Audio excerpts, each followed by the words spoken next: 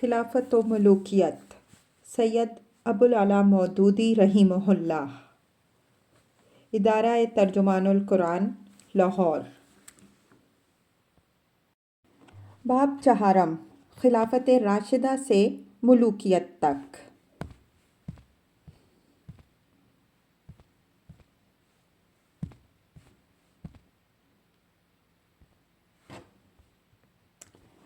चौथा मरहला।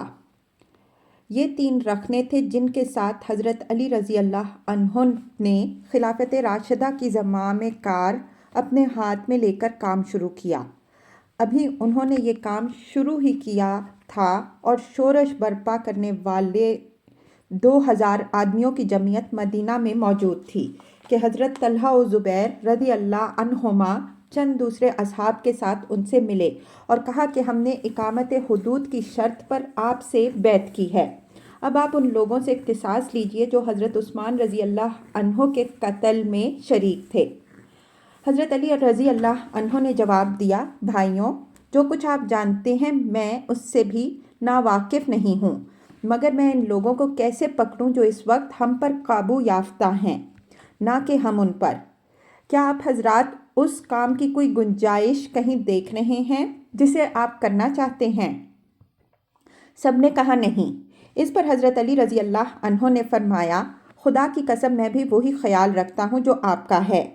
ज़रा हालात सुकून में आने दीजिए ताकि लोगों के हवास बरजा हो जाएं, ख्यालात की प्रागंदगी दूर हो और हुकूक वसूल करना मुमकिन हो जाए। इसके बाद ये दोनों बुज़ुर्ग हज़रत अली रज़ी अल्लाह अन्हो से इजाज़त लेकर मक्का मौज़मा तशरीफ़ ले गए और वहाँ उम्मुल मोमिनीन हज़रत आयशा रज़ी अल्लाह अन्हा के साथ मिलकर उनकी राय ये करार पाई कि खून उस्मान रज़ी अल्लाह अन्हो का बदला लेने के लिए बसरा व कूफा से, जहाँ हज़रत तलहा व उस्मान रज़ी अल्लाह अन्हुमा के बकसरत हामी मौजूद थे, फ़ौजी मदद तलब की जाए। चुनांचे ये काफ़िला मक्के से बसरा की तरफ रवाना हो गया। बनी उमैया में से सईद बिन अल-आस और मरवान बिन हकम भी इनके साथ निकले। मर्रो ज़ोहरान मौजूदा वादी फ़ातिमा पहुंचकर सईद बिन अल-आस ने अपने ग्रोह के लोगों से कहा, अगर तुम कातिलीन उस्मान रज़ी अल्लाह अन्हो का बदला लेना चाहते हो तो इन लोगों को कत्ल कर दो जो तुम्हारे साथ इस लश्कर में मौजूद हैं। उनका इशारा हज़रत तलहा और ज़ुबैर रज़ी अल्लाह अन्हुमा वग़ैरह बुज़ुर्गों की तरफ था, क्योंकि बनी उमैया का आम ख्याल ये था कि कातिलीन उस्मान रज़ी अल्लाह अन्हो सिर्फ वही नहीं है जिन्होंने उनको कत्ल किया या जो उनके खिलाफ शोरश बर्पा करने के लिए बाहर आए, बल्कि वो सब लोग भी उनके कातिलीन में शामिल हैं जिन्होंने वक्तन फ़वक्तन हज़रत उस्मान रज़ी अल्लाह अन्हो की पॉलिसी पर एतराज़ात किए थे या जो शोरश के वक्त मदीना में मौजूद थे मगर कत्ल उस्मान रज़ी अल्लाह अन्हो को रोकने के लिए ना लड़े। मरवान ने कहा कि नहीं, हम इनको यानी तलहा और ज़ुबैर और हज़रत अली रज़ी अल्लाह अन्हुम को एक दूसरे से लड़ाएंगे। दोनों में से जिसको भी शिकस्त होगी वो तो यूं ही ख़त्म हो जाएगा और जो फतहयाब होगा वो इतना कमज़ोर हो जाएगा कि हम बआसानी उससे निमट लेंगे। इस तरह इन अनासिर को लिए हुए ये काफ़िला बसरा पहुंचा और उसने इराक़ से अपने हज़ारहा हामियों की एक फ़ौज इकट्ठी कर ली। दूसरी तरफ हज़रत अली रज़ी अल्लाह अन्हो जो हज़रत मुआविया रज़ी अल्लाह अन्हो को ताबे फरमान बनाने के लिए शाम की तरफ जाने की तैयारी कर रहे थे, बसरे के इस इज्तिमा की इत्तलात सुनकर पहले इस सूरत हाल से निमटने के लिए मजबूर हो गए, लेकिन बकसरत सहाबा रज़ी अल्लाह अन्हुम अजमईन और उनके ज़ेरे असर लोग जो मुसलमानों की खाना जंगी को फितरी तौर पर एक फितना समझ रहे थे, इस मुहिम में उनके साथ देने के लिए तैयार ना हुए। इसका नतीजा ये हुआ कि वही कातिलीन उस्मान रज़ी अल्लाह अन्हो जिनसे पीछा छुड़ाने के लिए हज़रत अली रज़ी अल्लाह अन्हो मौका का इंतज़ार कर रहे थे, उस थोड़ी सी फ़ौज में जो हज़रत अली रज़ी अल्लाह अन्हो ने फराहम की उनके साथ शामिल रहे। ये चीज़ उनके लिए बदनामी की मौजिब भी हुई और फितने की मौजिब भी। बसरे के बाहर जब उम्मुल मोमिनीन हज़रत आयशा रज़ी अल्लाह अन्हा और अमीरुल मोमिनीन हज़रत अली रज़ी अल्लाह अन्हो की फ़ौजें एक दूसरे के सामने आईं, اس وقت دردمند لوگوں کی ایک اچھی خاصی تعداد اس بات کے لیے کوشاں ہوئی کہ اہل ایمان کے ان دو گروہوں کو متصادم نہ ہونے دیا جائے۔ چنانچہ ان کے درمیان مصالحت کی بات چیت قریب قریب طے ہو چکی تھی، مگر ایک طرف حضرت علی رضی اللہ عنہ کی فوج میں وہ قاتلین عثمان رضی اللہ عنہ موجود تھے جو یہ سمجھتے تھے کہ اگر ان کے درمیان مصالحت ہو گئی تو پھر ہماری خیر نہیں، اور دوسری طرف ام المؤمنین رضی اللہ عنہا کی فوج میں وہ لوگ موجود تھے جو دونوں کو لڑا کر کمزور کر دینا چاہتے تھے۔ اس لیے انہوں نے بے قاعدہ طریقے سے جنگ برپا کر دی، اور وہ جنگ جمل برپا ہو کر رہی جسے دونوں طرف کے اہل خیر روکنا چاہتے تھے۔ جنگ جمل کے آغاز میں حضرت علی رضی اللہ عنہ نے حضرت طلحہ اور حضرت زبیر رضی اللہ عنہما کو پیغام بھیجا کہ میں آپ دونوں سے بات چیت کرنا چاہتا ہوں۔ دونوں حضرات تشریف لے آئے اور حضرت علی رضی اللہ عنہ نے ان کو نبی صلی اللہ علیہ وآلہ وسلم کے ارشادات یاد دلا کر جنگ سے باز رہنے کی تلقین کی۔ اس کا اثر یہ ہوا کہ حضرت زبیر رضی اللہ عنہ میدان جنگ سے ہٹ کر الگ چلے گئے، اور حضرت طلحہ رضی اللہ عنہ آگے کی صفوں سے ہٹ کر پیچھے کی صفوں میں جا کھڑے ہوئے۔ لیکن ایک ظالم عمر بن جرموز نے حضرت زبیر رضی اللہ عنہ کو قتل کر دیا، اور مشہور روایات کے مطابق حضرت طلحہ رضی اللہ عنہ کو مروان بن حکم نے قتل کر دیا۔ بہرحال یہ جنگ برپا ہو کر رہی، اور اس میں دونوں طرف کے 10,000 آدمی شہید ہوئے۔ یہ تاریخ اسلام کی دوسری عظیم ترین بدقسمتی ہے جو شہادت عثمان رضی اللہ عنہ کے بعد رونما ہوئی، اور اس نے امت کو ملوکیت کی طرف ایک قدم اور دھکیل دیا۔ حضرت علی رضی اللہ عنہ کے مقابلے میں جو فوج لڑی تھی وہ زیادہ تر بصرہ و کوفہ ہی سے فراہم ہوئی تھی۔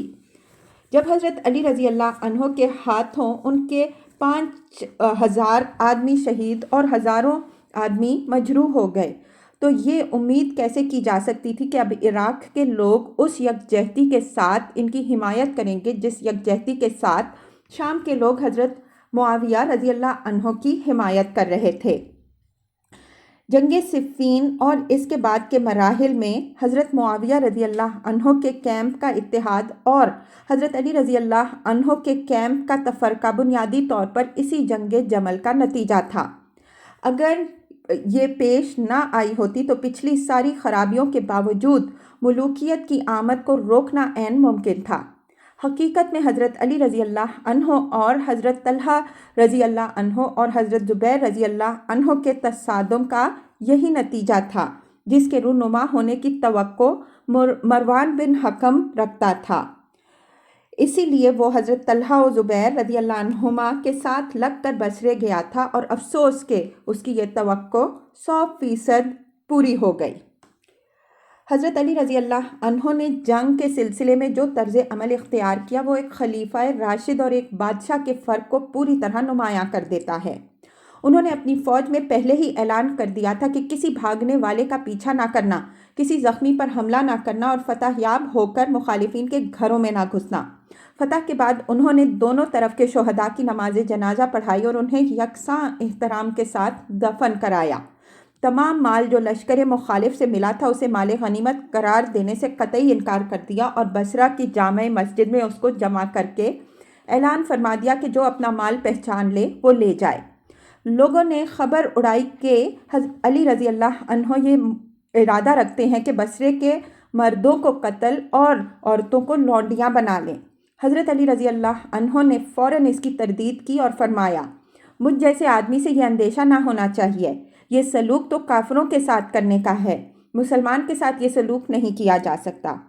بصرے میں داخل ہوئے تو ہر گھر سے عورتوں نے گالیوں اور کوسنوں کی بوچھاڑ کر دی۔ حضرت علی رضی اللہ عنہ نے اپنی فوج میں اعلان کیا کہ خبردار کسی کی بے پردگی نہ کرنا، کسی گھر میں نہ گھسنا، کسی عورت سے تعرض نہ کرنا، خواہ وہ تمہیں اور تمہارے امراء اور صلحاء کو گالیاں ہی کیوں نہ دیں۔ ہم کو تو ان پر دست درازی کرنے سے اس وقت بھی روکا گیا تھا جب یہ مشرک تھیں، اب ہم ان پر ہاتھ کیسے اٹھا سکتے ہیں جبکہ یہ مسلمان ہیں۔ حضرت عائشہ رضی اللہ عنہا کے ساتھ جو شکست خوردہ فریق کی اصل قائد تھیں انتہائی احترام کا برتاؤ کیا اور پوری حفاظت کے ساتھ انہیں مدینہ بھیج دیا۔ حضرت زبیر رضی اللہ عنہ کا قاتل انعام پانے کی امید لیے ہوئے آیا، مگر آپ نے اس کو جہنم کی بشارت دی اور اس کے ہاتھ میں حضرت زبیر رضی اللہ عنہ کی تلوار دیکھ کر فرمایا، کتنی ہی مرتبہ اس تلوار نے نبی صلی اللہ علیہ وآلہ وسلم کی حفاظت کی ہے۔ حضرت طلحہ رضی اللہ عنہ کے صاحبزادے ملنے آئے تو بڑی محبت کے ساتھ ان کو اپنے پاس بٹھایا، ان کی جائیداد ان کو واپس کی اور فرمایا، مجھے امید ہے کہ آخرت میں تمہارے والد اور میرے درمیان وہی معاملہ پیش آئے گا جو اللہ تعالیٰ نے قرآن میں فرمایا ہے کہ وَنَزَعْنَا مَا فِي صُدُورِهِم مِّن غِلٍّ إِخْوَانًا عَلَىٰ سُرُرٍ مُتَقَابِلِينَ۔ ہم ان کے دلوں کی کدورت نکال دیں گے اور وہ بھائیوں کی طرح ایک دوسرے کے سامنے تختوں پر بیٹھے ہوں گے۔ 5واں مرحلہ، حضرت عثمان رضی اللہ عنہ کی شہادت 18 ذی الحجہ سن 35 ہجری کے بعد حضرت نعمان بن بشیر، ان کا خون سے بھرا ہوا قمیص اور ان کی اہلیہ محترمہ حضرت نائلہ کی کٹی ہوئی انگلیاں حضرت معاویہ رضی اللہ عنہ کے پاس دمشق لے گئے اور انہوں نے یہ چیزیں منظر عام پر لٹکا دیں تاکہ اہل شام کے جذبات بھڑک اٹھیں۔ یہ اس بات کی کھلی علامت تھی کہ حضرت معاویہ رضی اللہ عنہ خون عثمان رضی اللہ عنہ کا بدلہ قانون کے راستے سے نہیں بلکہ غیر قانونی طریقے سے لینا چاہتے ہیں، ورنہ ظاہر ہے کہ شہادت عثمان رضی اللہ عنہ کی خبر ہی لوگوں میں غم و غصہ پیدا کرنے کے لیے کافی تھی۔ اس قمیص اور ان انگلیوں کا مظاہرہ کر کے عوام میں اشتعال پیدا کرنے کی کوئی حاجت نہ تھی۔ ادھر حضرت علی رضی اللہ عنہ نے منصب خلافت سنبھالنے کے بعد جو کام سب سے پہلے کیے، ان میں سے ایک یہ تھا کہ محرم سن 36 ہجری میں حضرت معاویہ رضی اللہ عنہ کو شام سے معزول کر کے حضرت سہل بن حنیف کو ان کی جگہ مقرر کر دیا، مگر ابھی یہ نئے گورنر تبوک تک ہی پہنچے تھے کہ شام کے سواروں کا ایک دستہ ان سے آ کر ملا اور اس سے کہا، اگر آپ حضرت عثمان رضی اللہ عنہ کی طرف سے آئے ہیں تو اہلاً و سہلاً، اور اگر کسی اور کی طرف سے آئے ہیں تو واپس تشریف لے جائیے۔ یہ اس بات کا صاف نوٹس تھا کہ شام کا صوبہ نئے خلیفہ کی اطاعت کے لیے تیار نہیں ہے۔ حضرت علی رضی اللہ عنہ نے ایک اور صاحب کو اپنے ایک خط کے ساتھ حضرت معاویہ رضی اللہ عنہ کی طرف بھیجا، مگر انہوں نے اس کا کوئی جواب نہ دیا اور صفر سن 36 ہجری میں اپنی طرف سے ایک لفافہ اپنے ایک پیغامبر کے ہاتھ ان کے پاس بھیج دیا۔ حضرت علی رضی اللہ عنہ نے لفافہ کھولا تو اس میں کوئی خط نہ تھا۔ حضرت علی رضی اللہ عنہ نے پوچھا کہ یہ کیا معاملہ ہے، تو اس نے کہا، میرے پیچھے دمشق میں 60,000 آدمی خون عثمان رضی اللہ عنہ کا بدلہ لینے کے لیے بےتاب ہیں۔ حضرت علی رضی اللہ عنہ نے پوچھا کہ کس سے بدلہ لینا چاہتے ہیں؟ اس نے کہا، آپ کی رگِ گردن سے۔ اس کے صاف معنی یہ تھے کہ شام کا گورنر نہ صرف اطاعت ہی سے منحرف ہے بلکہ اپنے صوبہ کی پوری فوجی طاقت مرکزی حکومت سے لڑنے کے لیے استعمال کرنا چاہتا ہے، اور اس کے پیش نظر قاتلین عثمان رضی اللہ عنہ سے نہیں بلکہ خلیفہ وقت سے خون عثمان رضی اللہ عنہ کا بدلہ لینا ہے۔ یہ سب کچھ اس چیز کا نتیجہ تھا کہ حضرت معاویہ رضی اللہ عنہ مسلسل 16 سے 17 سال تک ایک ہی صوبے اور وہ بھی جنگی نقطۂ نظر سے انتہائی اہم صوبے کی گورنری پر رکھے گئے۔ اسی وجہ سے شام خلافت اسلامیہ کے ایک صوبے کی بنسبت ان کی ریاست زیادہ بن گیا تھا۔ مورخین نے حضرت علی رضی اللہ عنہ کے حضرت معاویہ رضی اللہ عنہ کو معزول کرنے کا واقعہ کچھ ایسے انداز میں بیان کیا ہے جس سے پڑھنے والا یہ سمجھتا ہے کہ وہ تدبر سے بالکل ہی کورے تھے۔ مغیرہ بن شعبہ نے ان کو عقل کی بات بتائی تھی کہ معاویہ رضی اللہ عنہ کو نہ چھیڑیں، مگر انہوں نے اپنی نادانی سے یہ رائے نہ مانی اور حضرت معاویہ رضی اللہ عنہ کو خواہ مخواہ بھڑکا کر مصیبت مول لے لی۔ حالانکہ واقعات کا جو نقشہ خود انہی مورخین کی لکھی ہوئی تاریخوں سے ہمارے سامنے آتا ہے، وہ اسے دیکھ کر کوئی سیاسی بصیرت رکھنے والا آدمی یہ محسوس کیے بغیر نہیں رہ سکتا کہ حضرت علی رضی اللہ عنہ اگر حضرت معاویہ رضی اللہ عنہ کی معزولی کا حکم صادر کرنے میں تاخیر کرتے تو یہ بہت بڑی غلطی ہوتی۔ ان کے اس اقدام سے ابتدا ہی میں یہ بات کھل گئی کہ حضرت معاویہ رضی اللہ عنہ کس مقام پر کھڑے ہیں۔ زیادہ دیر تک ان کے موقف پر پردہ پڑا رہتا تو یہ دھوکے کا پردہ ہوتا جو زیادہ خطرناک ہوتا۔ حضرت علی رضی اللہ عنہ نے اس کے بعد شام پر چڑھائی کے لیے تیاری شروع کر دی۔ اس وقت ان کے لیے شام کو اطاعت پر مجبور کر دینا کچھ بھی مشکل نہ تھا، کیونکہ جزیرۃ العرب، عراق اور مصر ان کے تابع فرمان تھے۔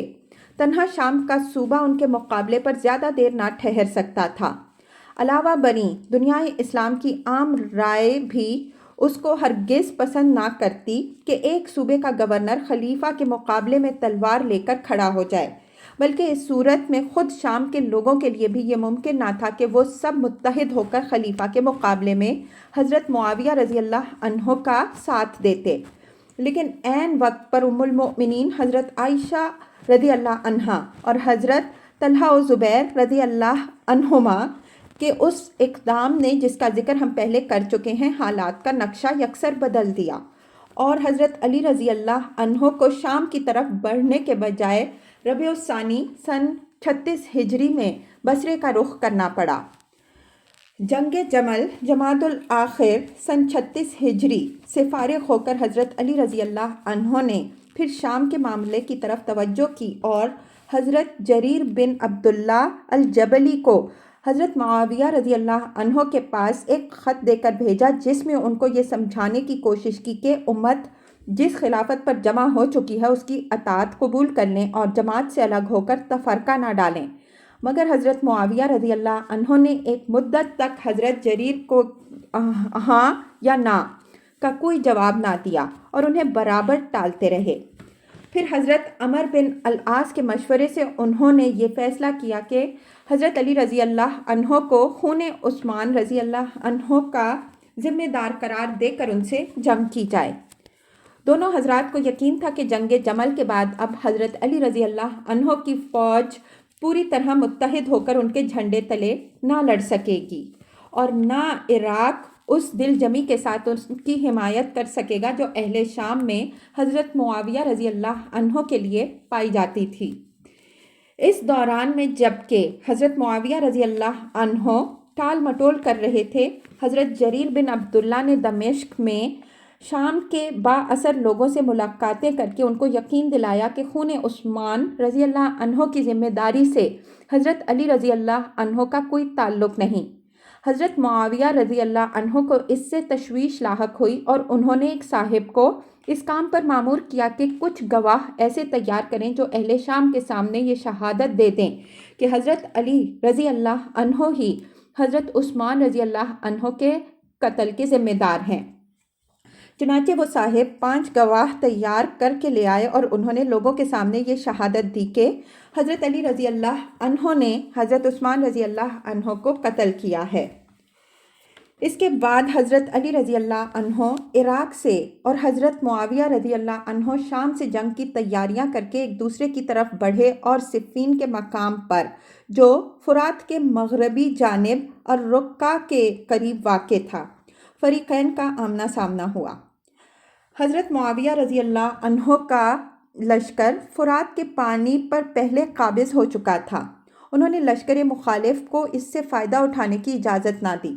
پھر حضرت علی رضی اللہ عنہ کی فوج نے لڑ کر ان کو وہاں سے بے دخل کر دیا اور حضرت علی رضی اللہ عنہ نے اپنے آدمیوں کو حکم دیا کہ اپنی ضرورت بھر پانی لیتے رہو اور باقی سے لشکر مخالف کو فائدہ اٹھانے دو۔ ذی الحجہ کے آغاز میں باقاعدہ جنگ شروع ہونے سے پہلے حضرت علی رضی اللہ عنہ نے حضرت معاویہ رضی اللہ عنہ کے پاس اتمام حجت کے لیے ایک وفد بھیجا، مگر ان کا جواب یہ تھا کہ میرے پاس سے چلے جاؤ، میرے اور تمہارے درمیان تلوار کے سوا کچھ نہیں ہے۔ کچھ مدت تک جنگ جاری رہنے کے بعد جب محرم سن 37 ہجری کے آخر تک کے لیے التواء جنگ کا معاہدہ ہو گیا تو حضرت علی رضی اللہ عنہ نے پھر ایک وفد حضرت عدی بن حاتم رضی اللہ عنہ کی سرکردگی میں بھیجا، جس نے حضرت معاویہ رضی اللہ عنہ سے کہا، سب لوگ حضرت علی رضی اللہ عنہ پر جمع ہو چکے ہیں اور صرف آپ اور آپ کے ساتھی ہی ان سے الگ ہیں۔ حضرت معاویہ رضی اللہ عنہ نے جواب دیا، وہ قاتلین عثمان رضی اللہ عنہ کو ہمارے حوالے کریں تاکہ ہم انہیں قتل کر دیں، پھر ہم تمہاری بات مان لیں گے اور اطاعت قبول کر کے جماعت کے ساتھ ہو جائیں گے۔ اس کے بعد حضرت معاویہ رضی اللہ عنہ نے ایک وفد حضرت علی رضی اللہ عنہ کے پاس بھیجا جس کے سردار حبیب بن مسلمہ الفہری تھے۔ انہوں نے حضرت علی رضی اللہ عنہ سے کہا کہ اگر آپ کا دعویٰ یہ ہے کہ آپ نے حضرت عثمان رضی اللہ عنہ کو قتل نہیں کیا تو جنہوں نے قتل کیا ہے انہیں ہمارے حوالے کر دیں، ہم حضرت عثمان رضی اللہ عنہ کے بدلے انہیں قتل کر دیں گے، پھر آپ خلافت سے دستبردار ہو جائیں تاکہ مسلمان آپس کے مشورے سے جس پر اتفاق کریں اسے خلیفہ بنا لیں۔ محرم گزرنے کے بعد صفر سن 37 ہجری سے اصل فیصلہ کن جنگ شروع ہوئی اور آغاز ہی میں حضرت علی رضی اللہ عنہ نے اپنی فوج میں یہ اعلان کر دیا تھا کہ خبردار، لڑائی کی ابتدا اپنی طرف سے نہ کرنا جب تک وہ حملہ نہ کریں، پھر جب تم انہیں شکست دے دو تو کسی بھاگنے والے کو قتل نہ کرنا، کسی زخمی پر ہاتھ نہ ڈالنا، کسی کو برہنہ نہ کرنا، کسی مقتول کی لاش کا مسئلہ نہ کرنا، کسی گھر میں نہ گھسنا، ان کے مال نہ لوٹنا، اور عورتیں خواہ تمہیں گالیاں ہی کیوں نہ دیں ان پر دست درازی نہ کرنا۔ اس جنگ کے دوران میں ایک واقعہ ایسا پیش آیا جس نے نص صریح سے یہ بات کھول دی کہ فریقین میں سے حق پر کون ہے اور باطل پر کون۔ واقعہ یہ ہے کہ حضرت عمار بن یاسر رضی اللہ عنہ جو حضرت علی رضی اللہ عنہ کی فوج میں شامل تھے، حضرت معاویہ رضی اللہ عنہ کی فوج سے لڑتے ہوئے شہید ہوئے۔ حضرت عمار رضی اللہ عنہ کے متعلق نبی اکرم صلی اللہ علیہ وآلہ وسلم کا یہ ارشاد صحابہ کرام رضی اللہ عنہم اجمعین میں مشہور و معروف تھا، اور بہت سے صحابیوں رضی اللہ عنہم اجمعین نے اس کو حضور صلی اللہ علیہ وآلہ وسلم کی زبان مبارک سے سنا تھا کہ تم کو ایک باغی گروہ قتل کرے گا۔ مسند احمد، بخاری، مسلم، ترمذی، نسائی، طبرانی، بیہقی، مسند ابو داؤد، طیالسی وغیرہ کتب حدیث میں حضرت ابو سعید خدری، ابو قتادہ انصاری، ام سلمہ، عبداللہ بن مسعود، عبداللہ بن عمر بن عاص، ابو ہریرہ، عثمان بن عفان، حذیفہ، ابو ایوب انصاری، ابو رافع، خزیمہ بن ثابت، عمر بن العاص، ابو یسر، عمار بن یاسر رضی اللہ عنہم اجمعین اور متعدد دوسرے صحابہ سے اس مضمون کی روایات منقول ہوئی ہیں۔ ابن سعد نے طبقات میں بھی یہ حدیث کئی سندوں سے نقل کی ہے۔ متعدد صحابہ و تابعین نے جو حضرت علی رضی اللہ عنہ اور حضرت معاویہ رضی اللہ عنہ کی جنگ میں مذبذب تھے، حضرت عمار رضی اللہ عنہ کی شہادت کو یہ معلوم کرنے کے لیے ایک علامت قرار دے لیا کہ فریقین میں سے حق پر کون ہے اور باطل پر کون۔ ابو بکر جصاص احکام القرآن میں لکھتے ہیں، علی بن ابی طالب رضی اللہ عنہ نے باغی گروہ کے خلاف تلوار سے جنگ کی اور ان کے ساتھ وہ اکابر صحابہ رضی اللہ عنہم اجمعین اور اہل بدر تھے جن کا مرتبہ سب جانتے ہیں۔ اس جنگ میں وہ حق پر تھے اور اس میں اس باغی گروہ کے سوا جو ان سے برسر جنگ تھا اور کوئی بھی ان سے اختلاف نہ رکھتا تھا۔ مزید برآں خود نبی صلی اللہ علیہ وآلہ وسلم نے حضرت عمار رضی اللہ عنہ سے فرما دیا تھا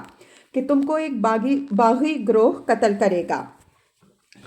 یہ ایک ایسی خبر ہے جو تواتر کے ساتھ منقول ہوئی ہے اور عام طور پر صحیح مانی گئی ہے، حتیٰ کہ خود حضرت معاویہ رضی اللہ عنہ سے بھی جب عبداللہ بن عمر بن عاص نے اسے بیان کیا تو وہ اس کا انکار نہ کر سکے۔ البتہ انہوں نے اس کی تاویل یہ کی کہ عمار کو تو اس نے قتل کیا ہے جو انہیں ہمارے نیزوں کے آگے لے آیا۔ اس حدیث کو اہل کوفہ، اہل بصرہ، اہل حجاز اور اہل شام سب نے روایت کیا ہے۔ ابن عبد البر الاستیاب میں لکھتے ہیں کہ نبی صلی اللہ علیہ وسلم سے بتواتر آثار یہ بات منقول ہے کہ عمار بن یاسر کو باغی گروہ قتل کرے گا، اور یہ صحیح ترین احادیث میں سے ہے۔ یہی بات حافظ بن حجر نے اصابہ میں لکھی ہے۔ دوسری جگہ حافظ ابن حجر کہتے ہیں کہ قتل عمار رضی اللہ عنہ کے بعد یہ بات ظاہر ہو گئی کہ حق حضرت علی رضی اللہ عنہ کے ساتھ تھا، اور اہل سنت اس بات پر متفق ہو گئے، حالانکہ پہلے اس میں اختلاف تھا۔ حافظ ابن کثیر البدایہ والنہایہ میں حضرت عمار بن یاسر کے قتل کا واقعہ بیان کرتے ہوئے لکھتے ہیں کہ اس سے نبی صلی اللہ علیہ وسلم کی دی ہوئی اس خبر کا راز کھل گیا کہ حضرت عمار رضی اللہ عنہ کو ایک باغی گروہ قتل کرے گا، اور اس سے یہ بات ظاہر ہو گئی کہ حضرت علی رضی اللہ عنہ حق پر ہیں اور حضرت معاویہ رضی اللہ عنہ باغی ہیں۔ جنگ جمل سے حضرت زبیر رضی اللہ عنہ کے ہٹ جانے کی ایک وجہ یہ بھی تھی کہ ان کو نبی صلی اللہ علیہ وسلم کا یہ ارشاد یاد تھا، اور انہوں نے دیکھا کہ حضرت علی رضی اللہ عنہ کے لشکر میں حضرت عمار بن یاسر موجود تھے۔ مگر جب حضرت عمار بن یاسر رضی اللہ عنہ کے شہید ہونے کی خبر حضرت معاویہ رضی اللہ عنہ کے لشکر میں پہنچی، اور حضرت عبداللہ بن عمر بن عاص نے اپنے والد اور حضرت معاویہ رضی اللہ عنہما دونوں کو حضور صلی اللہ علیہ وسلم کا یہ ارشاد یاد دلایا، تو حضرت معاویہ رضی اللہ عنہ نے فوراً اس کی تعویل یہ کی کہ کیا ہم نے عمار کو قتل کیا ہے؟ ان کو تو اس نے قتل کیا جو انہیں میدان جنگ میں لایا۔ حالانکہ نبی صلی اللہ علیہ وسلم نے یہ نہیں فرمایا تھا کہ حضرت عمار رضی اللہ عنہ کو باغی گروہ میدان جنگ میں لائے گا، بلکہ یہ فرمایا تھا کہ باغی گروہ ان کو قتل کرے گا، اور ظاہر ہے کہ ان کو قتل حضرت معاویہ رضی اللہ عنہ کے گروہ نے کیا، نہ کہ حضرت علی رضی اللہ عنہ کے گروہ نے۔ حضرت عمار رضی اللہ عنہ کی شہادت کے دوسرے روز 10 صفر کو سخت معرکہ برپا ہوا، جس میں حضرت معاویہ رضی اللہ عنہ کی فوج شکست کے قریب پہنچ گئی۔ اس وقت حضرت عمر بن عاص رضی اللہ عنہ نے حضرت معاویہ رضی اللہ عنہ کو مشورہ دیا کہ اب ہماری فوج نیزوں پر قرآن اٹھا لے اور کہے کہ ھذا حکم بیننا و بینکم، یہ ہمارے اور تمہارے درمیان حکم ہے۔ اس کی مصلحت حضرت عمر نے خود یہ بتائی کہ اس سے حضرت علی رضی اللہ عنہ کے لشکر میں پھوٹ پڑ جائے گی، کچھ کہیں گے کہ یہ بات مان لی جائے اور کچھ کہیں گے کہ نہ مانی جائے، ہم مجتمع رہیں گے اور ان کے ہاں تفرقہ برپا ہو جائے گا، اگر وہ مان گئے تو ہمیں مہلت مل جائے گی۔ اس کے صاف معنی یہ ہیں کہ یہ محض ایک جنگی چال تھی، قرآن کو حکم بنانا سرے سے مقصود ہی نہ تھا۔ اس مشورے کے مطابق حضرت معاویہ رضی اللہ عنہ نے قرآن نیزوں پر اٹھایا گیا، لشکر معاویہ میں قرآن نیزوں پر اٹھایا گیا، اور اس کا وہی نتیجہ ہوا جس کی حضرت عمر بن عاص رضی اللہ عنہ کو امید تھی۔ حضرت علی رضی اللہ عنہ نے عراق کے لوگوں کو لاکھ سمجھایا کہ اس چال میں نہ آؤ اور جنگ کو آخری فیصلے تک پہنچ جانے دو، مگر ان میں پھوٹ پڑ کر رہی، اور آخر کار حضرت علی رضی اللہ عنہ مجبور ہو گئے کہ جنگ بند کر کے حضرت معاویہ رضی اللہ عنہ سے تحکیم کا معاہدہ کر لیں۔ پھر یہی پھوٹ حکم مقرر کرنے کے موقع پر بھی رنگ لائی۔ حضرت معاویہ رضی اللہ عنہ نے اپنی طرف سے حضرت عمر بن عاص کو حکم بنایا۔ حضرت علی رضی اللہ عنہ چاہتے تھے کہ اپنی طرف سے حضرت عبداللہ بن عباس رضی اللہ عنہ کو مقرر کریں، مگر عراق کے لوگوں نے کہا کہ وہ تو آپ کے چچا زاد بھائی ہیں، ہم غیر جانبدار آدمی چاہتے ہیں۔ آخر ان کے اصرار پر حضرت ابو موسیٰ اشعری کو حکم بنانا پڑا، حالانکہ حضرت علی رضی اللہ عنہ ان پر مطمئن نہ تھے۔